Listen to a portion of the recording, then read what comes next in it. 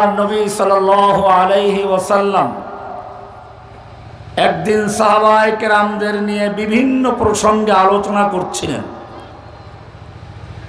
এর মধ্যে আলোচনা এসে গেল ইউশিকু আইয়াতাদাল উমাম।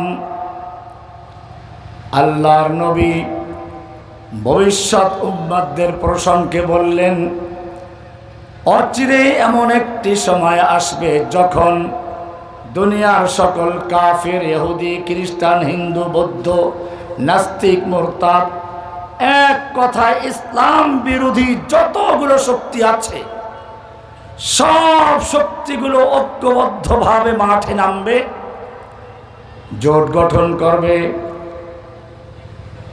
ন্যাটো জোট, জাতিসংঘ, বিভিন্ন নামে তারা ঐক্যবদ্ধ হবে। কি জন্য?